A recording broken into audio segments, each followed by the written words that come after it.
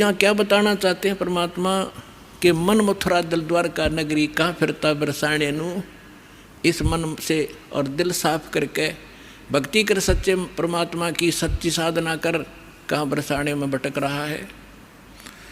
फिर क्या बताते हैं कि जब फरमान धनी का आवे को राखे घर जाने नू।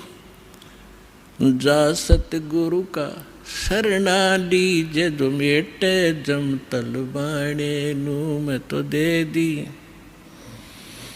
दे दी है बालम याने नू। मैं तो दे दी है बालम याने। अब क्या बताया है गरीबदास साहिब जी ने कि जिस समय आपके प्रारब्ध में आपके किस्मतानुसार जब आपकी मृत्यु आ गई और यम के दूत आपको लेने आएंगे तो कोई नहीं रोक सकता उसको। मासा घटे न तिल बधे विद ना लिखे जो लेख। तो कैसे, अब यहाँ क्या बताना चाहते हैं कि यदि आपकी मृत्यु का समय आ गया और चाहे आप 30 वर्ष 40 वर्ष 50 वर्ष के हो, 10 वर्ष के हो, 2 वर्ष के हो, 4 वर्ष के हो, तो आपकी मृत्यु होगी ही होगी। फिर क्या बताते हैं कि जा सतगुरु का शरणा लीजिए जो मिटे जम तलबाने नू। तलबाना माने जैसे सम्मन आते हैं कोर्ट से और उस उच्च कोर्ट से या राष्ट्रपति से उसका सटे मिल जाता है तो वो सम्मन वापस हो जाते हैं। तो यहाँ क्या बताना चाहते हैं कि जब फुरमान धनी का आया, आदेश आ गया, यहाँ तो विधाता ने विधान बना रखा है, तो को राखे घर जाने नू और जा सतगुरु का शरणा लीजिए मिटे जम तलबाने नू। धर्मराज दरबार में देई कबीर तलाक। मेरे भूले चुके हंस को तू पकड़िए मत कजाक।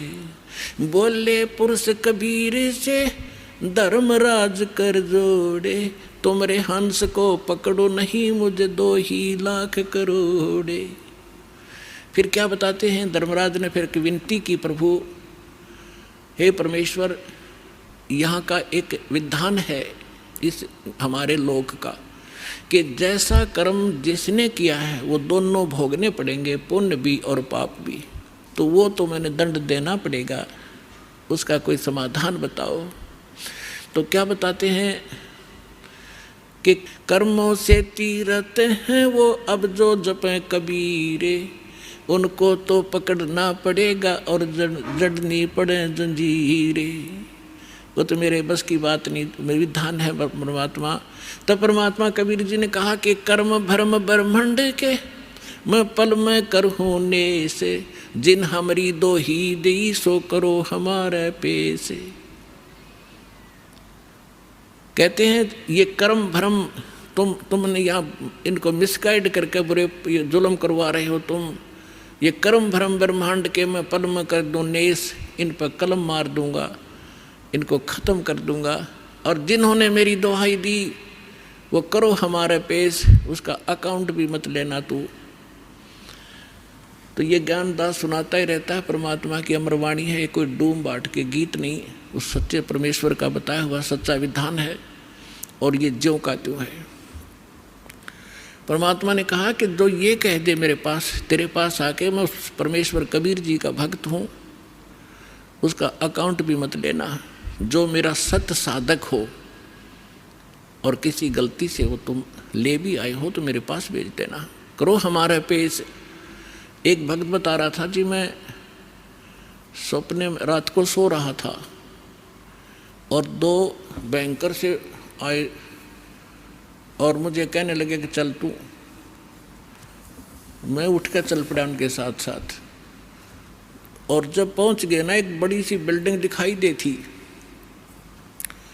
उसके निकट जाकर मैंने पूछा भी कहाँ ले जा रहे हो तुम मुझे?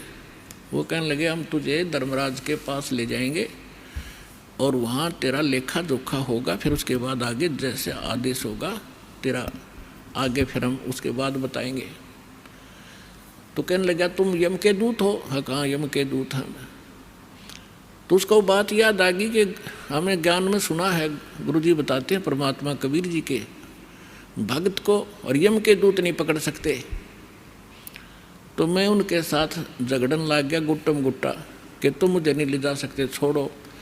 तो काफ़ी देर मेरा उनका झगड़ा हुआ। तो मैंने बताया कि मैं कबीर परमेश्वर की भक्ति करता हूँ, सच्चे सतगुरु की शरण में हूँ, तुम कैसे ले जा सकते हो, और नहीं तो पूछ लो तुम्हारे उस जिसके पास मुझे ले जा रहे हो। तो उन्होंने देखा कि बड़ा दृढ़ता से बोल रहा है। उसने कहा, एक ने कहा कि तू यहाँ खड़ा रहे, मैं पता करके आता हूँ। कहते वो अंदर गया, उसने मुझे आवाज़ सुनाई दे। उसने पूछा कि महाराज ऐसे ऐसे, वो कह रहा है कि मैं कबीर जी का शिष्य हूँ, भक्त हूँ, और तो मुझे नहीं ग्रहण कर सकते। धर्मराज से कहा। धर्मराज ने अकाउंट देखा, वो दोबारा खोल कर देखा कि निकम्मे कितने आई इसने, इसको वापस छोड़ दो फटाफट, मुन्ने भी मरवाओगे तुम। तो तभी वापस आया और कहने लगा, अरे छोड़, इसने बला ने ऊपर तो पटक दिया मैं, और न्यू आऊँ जैसे गोते खाता हुआ, झटके लगता हुआ, और एकदम बॉडी में प्रवेश किया। और जब मैं उठा, पसीना पसीना हो रहा, मेरी जाग खुल गई, नींद खुल गई, और काफ़ी देर तक मेरा शरीर सुन रहा, मैं हिल डुल नहीं सका, हिल डुल नहीं पाया। यदि मुझे ऐसी स्थिति मेरे शरीर की ना होती तो मैं सपना मानता इसको। तो उस दिन के बाद कह रहा कि और गणा दृढ़ विश्वास हो गया परमात्मा पे। तो यहाँ गरीबदास जी उसी परमात्मा की समर्थता बता रहे हैं कि जब फरमान धनी का आवे, को राखे घर जाने नू, कौन बचाओ वहाँ जाने से, और जा सतगुरु का शरणा लीजे मेटे जम तल बाणे नू, मैं तो दे दी बालम याने नू, मैं तो दे दिए बालम याने नू। उत्तर दक्षिण पूरब पश्चिम तो फिरता दाने दाने नू।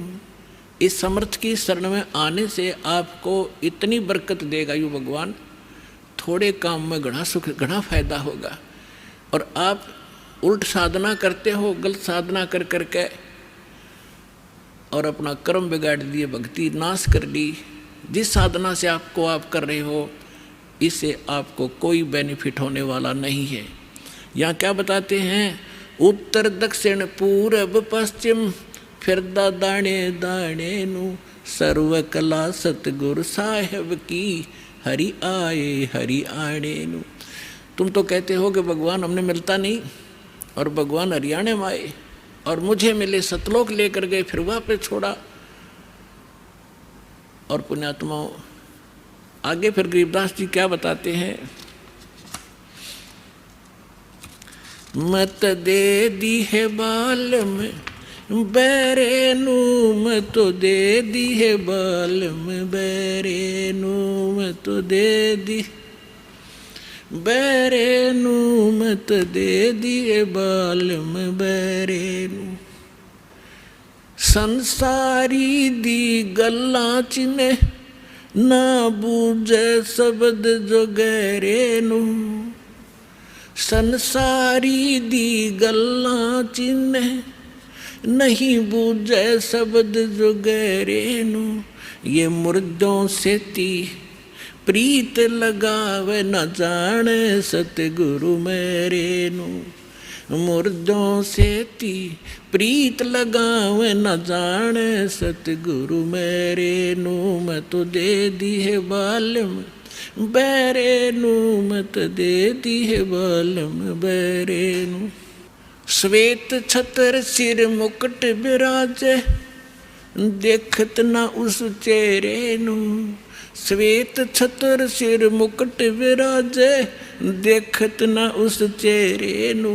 ऊंची थड़ियाँ खेती बोवे ये भूल गए निज डेरे नू, ऊंची थड़ियाँ खेती बोवे ये भूल गए निज डेरे नू, मैं तो दे दी बैरे नू, मैं तो दे दी है बालम बैरे नू, मैं तो दे दी बैरे नू, मत दे दी है बालम बैरे। ये संसार समझदा नहीं कहंदा श्याम दोपहरे नू ये संसार समझदा नाही। कहंदा श्याम दोपहरे नू गरीब दास ये वक्त जात है रोवोगे इस पैरे नू। गरीब दास ये वक्त जात है रोवोगे इस पैरे नू। मैं तो दे दी है बालम बैरे नू, मत दे दी है बालम बैरे नू। ऊंची थलियां खेती बोए ये भूल गए हैं नज डेरे नू। ऊंची थलियां खेती बोए ये भूल गए नज डेरे नू। गरीब दास ये वक्त जात है रोवोगे इस पैरे नू। गरीब दास ये वक्त जात है रोवोगे इस पैरे नू। मैं तो दे दी बैरे नू, मत दे दी है बालम बैरे। अब इसमें क्या बताना चाहा है परमात्मा के ज्ञान को गरीबदास साहिब जी ने, कि यदि आप किसी मित्र को, बहन भाई को या कोई और निकट के संपर्क वाले को कुछ बताना चाहोगे इस ज्ञान के बारे में, वो कति सुनने को तैयार नहीं, क्योंकि मन है उसके अंदर प्रभावी है, हैवी है मन। और उसी व्यक्ति को कोई ये कह दे कहाँ जाते हो भाई, कि मैं जाता हूँ अमरनाथ पे, और उसको ये कह दे कि केदारनाथ पर जाने से बहुत लाभ होता है, तो पूछेगा कब जाएगा, मुझे भी ले चलना। No objection. कोई सोमवार का व्रत रखता है तो उसको कोई ये कह दे कि शुक्रवार का व्रत बड़ा बेनिफिट देता है, अच्छा बता कैसे करना होता है तुरंत मान जाएगा। तो यहाँ परमात्मा कहते हैं मैं तो दे दी बालम बैरे नू, और संसारी दी गल्ला चीने। आम आदमी कह दे वो मान ले, और ना बुझ शब्द जो गहरे नू, इस गहरे ज्ञान को नहीं पूछना चाहता, ना समझना चाहता। तो क्या बताते हैं, संसारी दी गल्ला चिन्ह नहीं बुझ शब्द जो गहरे नू। ये मुर्दों से ती प्रीत लगावे न जाने सतगुरु मेरे। अब जैसे प्रत्येक गांव में किसी तालाब के ऊपर या किसी अन्य स्थान पर कोई संत साधक मर गया, मृत्यु को प्राप्त हुआ, उसकी यादगार बना ली, वह माथा टेकन लाग गए सारे, पूरा गांव का गांव। अनो का हमारे तो दादा लाई पूजा है यार। अरे कोई विवेक तो लो। देखो जैसे ठीक है वो संत अच्छे होंगे जो आज तक पूजे हैं, लेकिन उस समय जो उस जीवित समय में उसके जैसा भी वो संत था, जैसी भी भक्ति साधना थी उसके पास, तो उससे उस समय लाभ तो मिल सकता था जब वो वर्तमान में था। अब तो वैसे उसकी महिमा वैसे ठीक आदर करते रहो, लेकिन मोक्ष कति नहीं, लाभ नहीं मिलेगा। जैसे कोई डॉक्टर है, वैद्य है, और वो बहुत अच्छा वैद्य था और खूब अच्छी दवाई देता था, रोग नाश कर देता था, ठीक है। तो उस समय जो उसके संपर्क में आए तो उनका वो लाभ मिला। उसकी मृत्यु होगी, मृत्यु के बाद उसकी यादगार बना दी, और वहाँ फिर अब कोई जावे उस वैद्य से ये कहने कि वैद्य जी मेरा मलेरिया हो गया, दवाई बताइयो। वह वैद्य की मूर्ति वह दवा काम नहीं कर सकती जो ओरिजिनल जीवित कराया करता था। तो यह भूल मारा ईब तई लाग रही थी, अब मिटेगी। तो क्या कहते हैं, मुर्दों से ती प्रीत लगावे ना बूझे शब्द जो गहरे नो।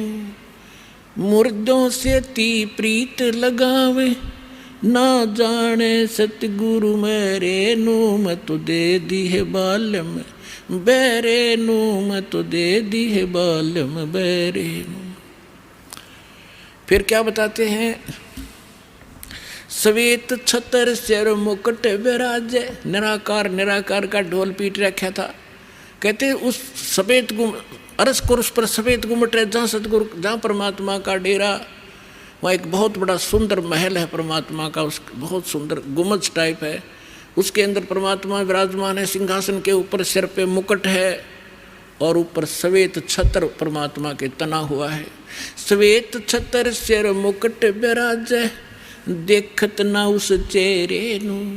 श्वेत छत्र सिर मुकुट विराजे, देखत ना उस चेहरे नू। ऊंची थलियां खेती बोवे, ये भूल गए निज डेरे नू। ऊंची थलियां खेती बोवे, ये भूल गए निज डेरे नू। अब क्या बताना चाहते हैं कि परमात्मा साकार है, मनुष्य दृश्य है, सभी सदग्रंथों से दास ने प्रमाणित कर दिया आपके समक्ष। और जिन महापुरुषों ने भगवान मिले, सचखंड लेकर गए अपने निज स्थान पर, फिर उनको वापस छोड़ा, उन्होंने अपनी अमृतवाणी में एफिडेविट दे रखा है कौन है भगवान, कहाँ रहता है, कैसी सूरत है और क्या नाम है उसका। तो इन सभी प्रमाणों से आपको सिद्ध हो जाएगा कि कौन है भगवान और कैसी लीला करता है वो मालिक। तो यहाँ क्या बताते हैं कि आप जी जो साधना कर रहे हो, अन्य देवी देवताओं के पूर्ण परमात्मा की भक्ति ना करके किसी भी ब्रह्म की, पर सरपुरुष की, अक्षर पुरुष की, ब्रह्मा विष्णु महेश की, या दुर्गा या निरंजन की, तो ये तो ऐसी साधना है जैसे कोई किसान ऊंचे स्थान पर, थली पर, पहले वर्षा पर आधारित थे सभी मानव समाज।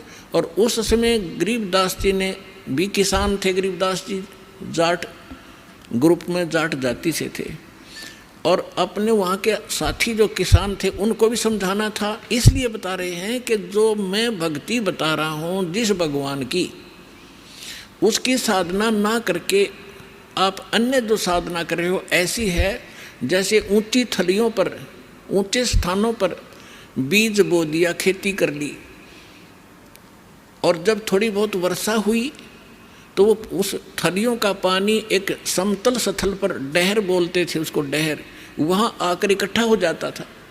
और उस स्थान को, डहर के अंदर पानी वर्षा भी और आसपास के ऊंचे क्षेत्र का उसी में आ जाता था। और उसमें जब बोई जाती थी फसल, जैसे ऊंची थलियों पर बोई हुई तो वो होती ही नहीं थी, और डहर में बीजा हुआ 1 एकड़ में मनमाने 50 मन कनक हो जाती थी, और ऊंची थलियों पर 2 मन की भी नहीं होती थी मुश्किल से। तो क्या बताते हैं गरीबदास साहिब जी, एक फॉर एग्जाम्पल बता रहे हैं कि तुम ऊंची थलियां खेती बो, भूल गए निज डेरे नू। इस परम पिता परमात्मा सतपुरुष कबीर साहिब की भक्ति ना करके आप अन्य देवी देवताओं की भक्ति करके ऐसी लाभ उठा रहे हो जैसे ऊंची थली पर खेती करने वाले किसान को कोई लाभ नहीं होता।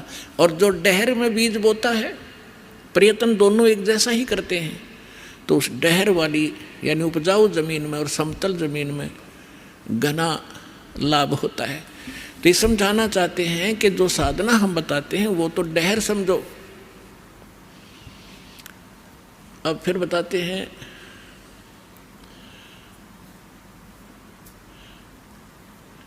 गोता मारूं स्वर्ग में, जा बैठूं पाताले, गरीबदास ढूंढता फेरूं अपने हीरे मोती लाल। चारों युग में मेरे संत पुकारे, और कूक कहा हम हेल रे। हीरे माणिक मोती बरस, ये जग चुगता ढेल रे। अब परमात्मा कबीर जी से प्राप्त ज्ञान को कैसे विश्लेषण कर रहे हैं गरीबदास जी।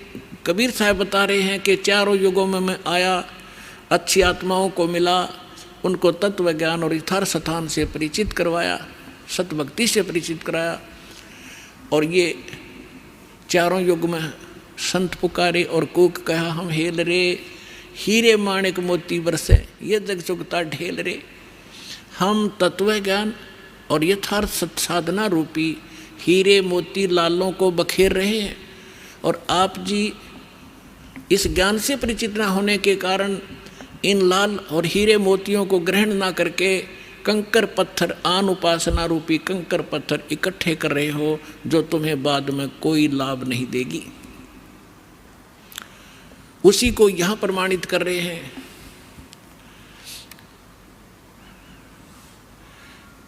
श्वेत छतर सिर मुकुट विराजे, देखत ना उस चेहरे नू। ऊंची थलियां खेती बोवे, ये भूल गए निज डेरे नू। पर भी लेन जात है दुनिया, हमरा ज्ञान किन्हें ना सुनिया। अब यहाँ एक प्रश्न आया इसके अंदर कि संसारी दी गल्ला चिन्ह ना बूझे शब्द जो गहरे नू। एक बहन आई, एक बहन ने हमारी दीक्षा ले ली थी। उस बहन की बहन जो है उसका पति शराब बहुत पीता था, और जिस बहन ने यहाँ दीक्षा ली थी उसका भी ऐसी सती थी। उसके पति ने शराब छोड़ दी थी और नाम ले लिया, और एक बिल्कुल स्वर्ग के तुल घर हो रहा था। तो उसकी बहन का वहाँ आना हो गया, जो दीक्षा किसी और से ले रखी थी, किसी दूसरे पंथ से, और साथ में दूसरी साधना भी करती थी अपनी जो परंपरागत प्रचलित। उसका पति शराब पीता था, बहुत पीटता था, कभी गली में भी खड़ी कर देता रात में शराब के नशे में। अब मैं बाहर खड़ी रहती हूँ, कुंडी लगा के भीतर पड़ के सो जाता, सवेरे उतरे शराब जब खुल कुंडी ने, इतनी दुखी हूँ मैं। तो उस बहन ने कहा कि आप मेरे गुरुजी के पास चलो, वहाँ नाम ले लो और तेरा पति भी शराब छोड़ देगा। तो वह बहन अपनी बहन के साथ हमारे पास आ गई करोथा आश्रम में। जब थोड़ी सी संगत थी, हम ऐसे बाहर बैठे सारा बैठे रहते थे, सारे 10, 20, 50, 100 भक्त आते थे दिन में, मुश्किल से 10, 20। तो मैंने पूछा बहन कहाँ से आई? तो उसने बता दिया मेरी सिस्टर है, और इसका पति बहुत शराब पीता है, और रोज़ पीता है, इसने बुरा हाल कर रखा है इसका, और नौकरी करता है, एक चवन्नी घर पर नहीं छोड़ता, सारी पी जाता है, बच्चे भी भूखे रहते हैं कई बार। तो मैंने कहा बहन फिर दीक्षा लेनी पड़ेगी आपने, भगवान फिर धीरे धीरे सद्बुद्धि देता है, परिवार के अंदर भगवान प्रवेश हो जाता है, और ये पितृभूत भी प्रवेश करके वहाँ उत्पात मचाते रहते हैं, फिर वो भाग जाते हैं, सद्बुद्धि आती है। तो मैंने पूछा आप क्या साधना करते हो? उसने बताया जी मैं ऐसे ऐसे धन सतगुरु अड़ा का नाम ले लिया, गुरु जी का ले रही हूँ 4-5 वर्ष से। तो हमने कहा बहन देखो चलो ठीक है, वहाँ जो तुमने नाम लिया, लेकिन अब यहाँ भक्ति, यहाँ नाम लोगे तो सब पिछली पूजा छोड़नी पड़ेंगी, ना बीड़ी पीनी, ना शराब, ना पीने के लिए सहयोग देना किसी को, और ना कोई व्रत रखना। मैं कहने लगा बहन बीड़ी क्यों पीती है तू? न बोली जी बीड़ी मैं पहले ना पिया करती, नाम लेने के बाद पीने लग गई। मैं कहा कमाल की बात है, दीक्षा लेने पाछे छोड़ा करें कि बुराई ग्रहण थोड़ी करते हैं। तो उसने क्या बताया जी, जिस सत्संग में हमारे गांव में होता था सत्संग, हम वहाँ जाती थी तो वो सभी को बीड़ी वितरित करती थी प्रसाद के रूप में, एक प्लेट में डाल कर, और साथ में एक माचिस और सींक रख देती थी, और न्यू क्या करती पीले पीले प्रसाद है होता है। मैं ना पिया करती पहले, पर उन्हें शिकायत दी, पीने लगी, यह बीमारी और ला ली मैंने, तो इसको तो मैं छोड़ दूंगी। फिर उसने बताया कि मैं व्रत रखती हूँ। मैं कौन सा व्रत रखती है? कि शुक्रवार का। मैं बोला बेबे बहन ये सभी जो व्रत त्यागने पड़ेंगे जो भक्ति करना चाहती है। ने बोले जी व्रत ना छोड़ूँ मैं। उसकी बहन कहने लगी जब तक तू कह रही थी मैं सारी बात मान लूँगी, अब तो व्रत पड़ेगी। मैंने उसे पूछा बहन इस शुक्रवार का व्रत क्यों रखती है तू, किस लिए? तो वो कहने लगी कि मैंने कथा, क्या क्रिया होती है इसमें, क्या लाभ है इससे?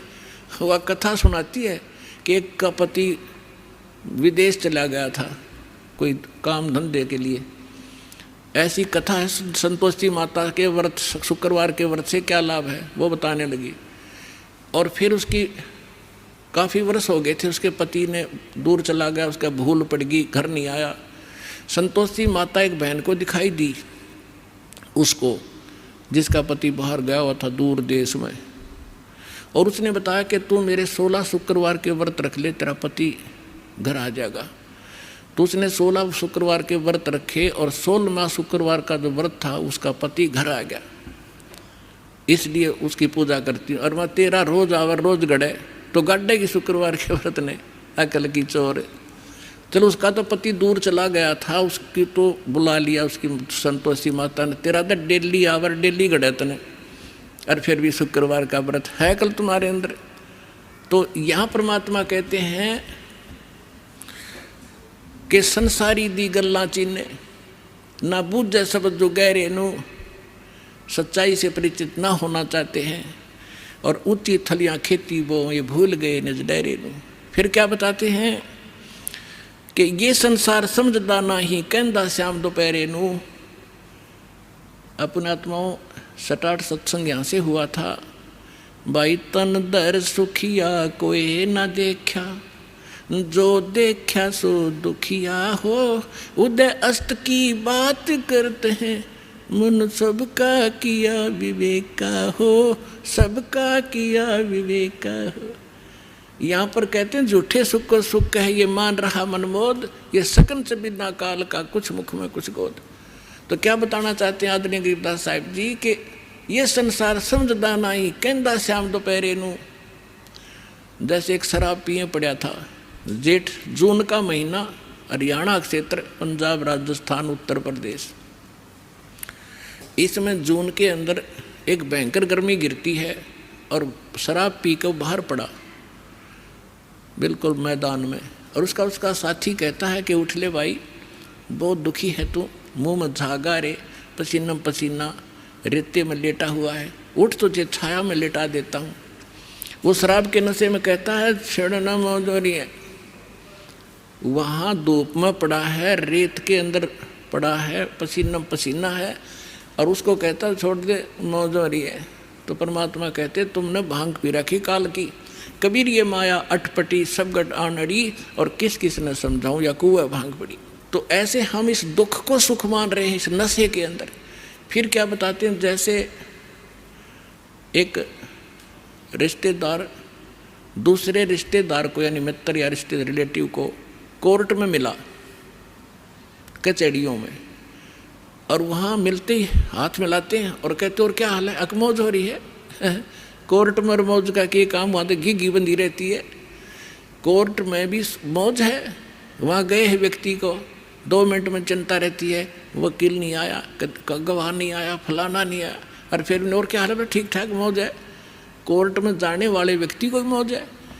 फिर हॉस्पिटल में गया, किसी का कोई बच्चा बीमार था, मित्र आए वहाँ मिलने के लिए। अब उससे पूछते हैं और ठीक है, अपना लड़का तो बीमार है, बाकी मौज हो रही है, लड़का मरने को हो रहा है, बाकी ठीक ठाक है। तो परमात्मा कहते हैं ये संसार समझदा नहीं कहंदा श्याम दोपहरे नो। जैसे जेठ का महीना और दोपहर के समय को, और कोई ये कहे कि ठंड सी लग रही है, तो उसने श्याम देखिए नहीं है।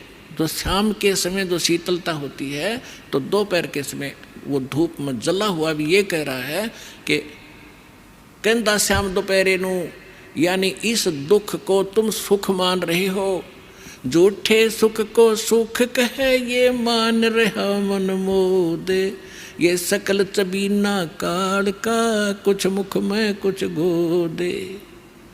फिर क्या बताते हैं परमात्मा, भाई सूरपति दुखिया भूपति दुखिया, रंग दुखी बपरीती हो, कह कबीर और सब दुखिया, एक संत सुखी मन जीती हो, संत सुखी मन जीती हो। सूरपति देवताओं का राजा इंद्र भी दुखिया, और पूरी पृथ्वी का राजा भी दुखिया, और रंक तो स्वाभाविक दुखी, जो गरीब है वो तो दुखी है ही है। तो परमात्मा ने बताया है, कहे कबीर और सब दुखिया, एक संत सुखी मन जीती हो। यानी परमात्मा की शरण में जो प्राणी आ जाएगा, पूरे सतगुरु की शरण में आने से, उस सच्चे परमात्मा की भक्ति करने से, उसको एक तो ज्ञान ऐसा प्राप्त हो जाता है कि वो संसारिक इन आडंबरों से दूर हो जाता है। उसको ज्ञान ऐसा निर्मल मिल जाता है कि ऐसा निर्मल ज्ञान है, ये निर्मल करे शरीर और ज्ञान मंडलीक है भाई चकवे ज्ञान कबीर। तो उसको ज्ञान ऐसा मिल जाता है कि यहाँ तक पीछा छुड़वाएं पार पड़ेगी, ना कोठी की घनी आवश्यकता, ना बंगले की, ना ज़्यादा यहाँ अटपट चले नहीं, क्योंकि हमारे परमात्मा सारी ब्रह्मांड के पालक, सबके रचनहार एक झोंपड़ी में टाइम पास करा करते और हाथ से कपड़ा बुनकर निर्वाह करके दिखाया करते थे, जो सबका पालन करने वाले। नहीं तो वो एक वचन से एक बहुत बड़ा महल बना सकते थे, उन्होंने ईंट सीमेंट डालने की जरूरत नहीं थी। वो हमें ये बताना चाहते थे, इस गंदे लोक से निकलना चाहते हो तो यहाँ की बकवाद छोड़नी पड़ेगी, केवल यहाँ से जन्म और मृत्यु का छुटकारा चाहिए आपको, तो ये भक्ति कर लीजिए। गीता अध्याय नंबर 7 के श्लोक नंबर 29 में कहा है, गीता ज्ञान दाता कहता है कि जो मेरे ज्ञान को आश्रय कर लेता है और तत्वदर्शी संत की जो खोज कर लेता है, और वो व्यक्ति जो केवल जरा और मरण से छूटने का प्रयत्न कर रहे हैं, वो उस तत्व से परिचित हो चुके हैं और सारे दातम ज्ञान से परिचित हैं और वो सब कर्मों से परिचित है। वही प्राणी जरा और मन से छूटने का प्रयत्न करते हैं, इस संसार के किसी सुख की वो कामना नहीं करते। तो यहाँ इस आने से आपको ये ज्ञान हो जाएगा और फिर ये समर्थ है। आपको जिस चीज़ की आवश्यकता होगी, बकवाद नहीं सुनेगा आपकी। आपको आवश्यकता होगी तो आपको तुरंत दे देगा, ला कहते हैं कुछ भी कारण बनाओ। तो इसलिए यहाँ परमात्मा कहते हैं, कहे कबीर और सब दुखिया, एक संत सुखी मन जीती हो। मन जीतना यही होता है कि जैसे हमने यहाँ की ये जो नाचना गाना, इसका तो ज्ञान ही हो गया, बकवाद है बेमतलब की। अब नाच गा रहे हैं, ढोल पीट रहे हैं, डीजे बजा रहे हैं, अगले दिन दूल्हे की मृत्यु हो जाती है, टक्कर मार कर रो रहे हैं, बजा ले डीजे।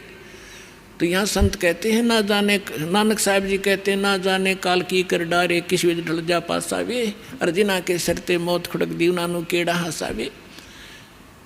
जिनको मौत दिखाई देती है, जिनको जाना है यहाँ से, पता है कि ना जाने कब बिजली गिर जाएगी, तो वो ये बकवाद नहीं कराया करते।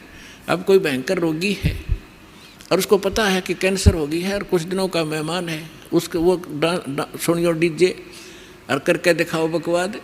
उसको तो उंगलियां पर दिन गिनने पड़ते हैं, कब मौत होगी, कितने दिन का जीवन है। तो हम सबको कैंसर है। परमात्मा कहते हैं कि जग सारा रोगी आरे, जिन सतगुरु वैद न जाना, जग सारा रोगी आरे। जन्म मरण का रोग लगा या तृष्णा बढ़ी खांसी, और आवागमन की डोर गले में पड़ी काल की फांसी। तो हमने ये काल की फांसी दिखाई देनी चाहिए, और यहाँ से जब निकलने की जब श्रद्धा बनाएंगे तो हमारा मन जीता जाएगा, तब मन जीता जाएगा। इस ज्ञान से हम उल्टे हटेंगे और फिर परमात्मा साथ रहेगा। कहते हैं, कल्पे कारण कौन है कर सेवा निकाम, सेवा माने पूजा, और मन इच्छा फल दूंगा जब पड़े मेरे ते काम। तो इस प्रकार इस सत्साधना करने से आपका भी मोक्ष, आपके बच्चों का भी मोक्ष।